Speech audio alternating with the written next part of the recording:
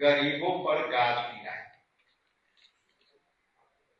विषय मेरा स्पष्ट है कि टाइम ऑफ डे टीओडी के बिजली दर प्रणाली के जरिए गरीब और मध्यम वर्ग के आर्थिक बोझ डालने की तैयारी बिहार सरकार कर चुकी है। जो 31 के संदर्भ में जो मैं आज कह रहा हूं, उसमें टाइम ऑफ डे के बिजली दर के प्रणाली को मैं गरीबी विरोधी मानता हूं। और आप जैसा कि जानते हैं कि चुनाव में इन्होंने गरीबों के लिए बड़ी पैकेज किया, राहत की, उसमें भी हमारी कॉपी किया था, हमारी घोषणाओं को कॉपी किया था। स्मरण होगा कि हम 200 यूनिट बिजली मांग करने की बात की थी कि हमारी सरकार बनेगी। उसी के काउंटर में उन्होंने 125 यूनिट बिजली माफी का उन्होंने चर्चा किया। दिया ना दिया ये आप जस्टिफाई कीजिए। और आज जो है बिहार सरकार ये 125 यूनिट को विलोपित करते हुए उनको जो उस पीरियड में दिया वो अभी टीओडी के माध्यम से इस घरेलू उपभोक्ता से 10% की अधिक और वाणिज्यिक औद्योगिक उपभोक्ता पर 20% से अधिक दर की वसूली करेगी। और ये बिहार में जो निम्न वर्गीय और मध्यम वर्गीय उपभोक्ता है उनके लिए 10% और 20% को जो अधिकतम अधिभार होगी वो उनके लिए सहन करने की जो है कैपेसिटी नहीं होगी। और सरकार ने इनको ठगा, इनको लुभा करके वोट ले लिया। और अब वही बीजेपी के सरकार और जदयू के सरकार उसी गरीब जनता से 10% और 20% के अधिभार से पैसा चाहते वसूली करेगी। जो बिजली दर की जो बढ़ोतरी होगी वो रात में जो है 11 बजे से सुबह 9 बजे तक बिजली की दरें समान दर से 10% अधिक, संभवतः 110% यदि उसको आप काउंट करेंगे तो वो राउंड फिगर यदि आप करेंगे तो 110% की लगभग उन पर एक्स्ट्रा अधिभार पड़ेगा। ऐसे में यह बढ़ोतरी सीधे तौर पर गरीब और मध्यम वर्गीय के जेबों पर हमला है। और उपभोक्ताओं राज्य के कुल 2.21 करोड़ बिजली उपभोक्ता है, जिनमें से 1.188 करोड़ घरेलू उपभोक्ता है।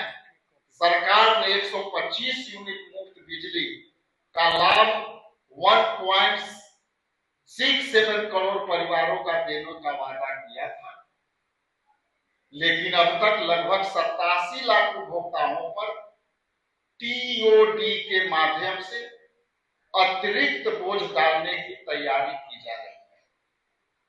यह साफ दर्शाता है कि सरकार एक हाथ से राहत देने का दिखावा करती है।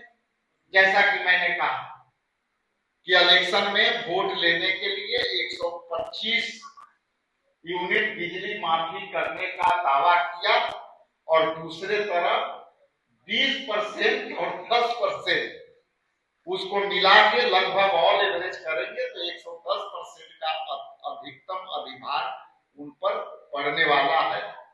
इसलिए दूसरे हाथ से उन्होंने ले लिया और अभी के समय में उनसे ज्यादा वसूल कर रहे हैं। ये समझने वाली बात है। 2 तारीख को पूरे प्रदेश में प्रखंड स्तरीय आंदोलन बिहार प्रदेश कांग्रेस कमेटी के नेतृत्व में होगी और 3 तारीख को पटना में निश्चित आंदोलन की तैयारी है। मैं यही गरीबों को ठगने नहीं दूंगा। बिहार प्रदेश कांग्रेस कमेटी और हमारे नेता राहुल गांधी जी और खड़गे साहब को स्पष्ट निर्देश बिहार प्रदेश कांग्रेस कमेटी का है कि इनके किए गए वादे को याद दिलाते हुए आप इन्हें गरीबों के जो अधिभार पड़ना है तब तक हम आंदोलन करते रहेंगे, जब तक बिजली बिल के अधिभार जो 10 और 20% होने जा रहा है उसकी लड़ाई बिहार प्रदेश कांग्रेस कमेटी पूरे बिहार में लड़ेगी और हमारे नेता दिल्ली से भी हम लोग उस पर लगातार इस अभियान चलाएंगे और सरकार के नाम चले हम जो है चबवाएंगे। अंत में 3 तारीख को अंत में एक विषय पर और मैं चर्चा करना चाहता हूं और वो है बिहार सहित पूरे देश में एलपीजी, पेट्रोल और डीजल की गहन कमी, ये उसी का पार्ट है। जिस तरह से पेट्रोलियम पदार्थ का दामें बढ़ी हैं और ये सरकार, केंद्र सरकार, मोदी जी की सरकार देश में गरीबों को पिछले 12 साल से कतारों में लगाने का एक तरह से हैबिट करा दिया है। आप जानते हैं कि नोटबंदी में देश की जनता ने कतार में लगी, इसके बाद कोरोना में ऑक्सीजन के लिए देश के जनता ने कतार में लगी और नोटबंदी और आज एलपीजी के लिए देश की जनता कतार में लगी है। इसलिए मोदी जी ने 12 साल में जिस तरह से गरीबों को कतार में लगाने का काम किया है उसमें कभी नहीं अमीरों के कतार में लगते हुए देखा होगा। ये अलग बात है कि गरीब जहां गरीब और गरीब होते जा रहा है वहां गरीब नंबर में लग करके एलपीजी के लिए दम तोड़ रहे हैं। इसलिए ये कतार में लगाने का जो परंपरा है ये मोदी जी इसको एलपीजी के रूप में पेट्रोल प्रोडक्ट लेने में जो कतारें लग रही हैं आज वो गरीब लोग लग रहे हैं। कोई भी अडानी, अंबानी और बड़े लोग के बाल बच्चे इस नंबर में नहीं लग रहे हैं। आप पहले हम लोग सुनते थे एलपीजी गैस, मतलब इसका एलपीजी के मतलब